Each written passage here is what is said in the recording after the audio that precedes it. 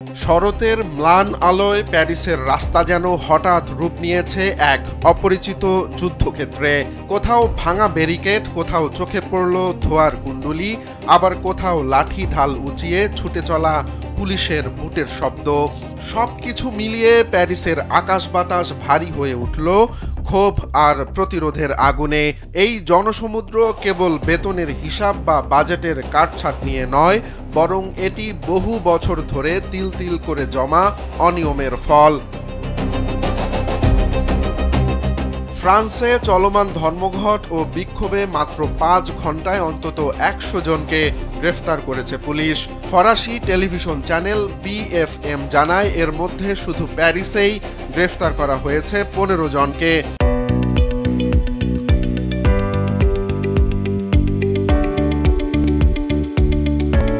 লিও শহরে বিক্ষোভকারীদের সঙ্গে পুলিশের সংঘর্ষে এক সাংবাদিক ও এক পুলিশ সদস্য আহত হয়েছেন। এ সময় বিক্ষোভকারীরা পুলিশকে লক্ষ্য করে মর্টার ও বিভিন্ন শক্ত বস্তু নিক্ষেপ করে। অন্যদিকে প্রায় ৫০ জন বিক্ষোভকারী হঠাৎ করেই দেশটির অর্থ মন্ত্রণালয়ে প্রবেশের পর আবার বেরিয়ে যায়। প্রধান ফরাসি শ্রমিক ইউনিয়নগুলোর নেতৃত্বে এই আন্দোলন হচ্ছে সাবেক প্রধানমন্ত্রী ফ্রাঁসোয়া বাইরুন প্রস্তাবিত বাজেট পরিকল্পনার বিরুদ্ধে। বিক্ষোভ ঠেকাতে দেশজুড়ে ৮০,০০০-এর বেশি পুলিশ মোতায়েন করা হয়েছে। সঙ্গে রাখা হয়েছে সাঁজোয়া যান, ড্রোন ও জলকামান। হলুদ জ্যাকেট আন্দোলনের পর এবারই প্রথমবারের মতো ২৪টি সাঁজোয়া যান এবং প্রায় ১০টি জলকামান ব্যবহার করা হচ্ছে।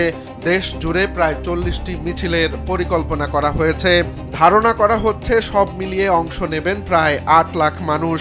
গত সপ্তাহে সর্বত্র অবরোধ স্লোগানে হওয়া কর্মসূচিতে দেশ জুড়ে প্রায় ২ লাখ মানুষ অংশ নেয়। বাজেট নিয়ে দ্বন্দ্ব ফরাসি রাজনীতির বড় একটি ইস্যুতে পরিণত হয়েছে।